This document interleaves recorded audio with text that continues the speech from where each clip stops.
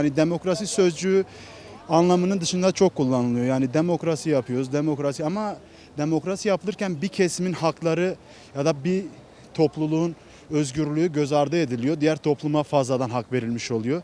Yani demokrasi dediğimiz şey tam bir beşiktir, dengedir.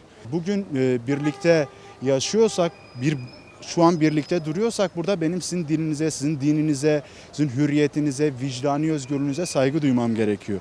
Yani bir dilin gelişimi o ülkenin de gelişimi demektir yani. Bugün baktığımızda İngiltere'de 3-4 tane resmi dil mevcuttur mesela. Kimse bunun bir devletin temellerini sarstığını ya da devleti yok ettiğini söyleyemez.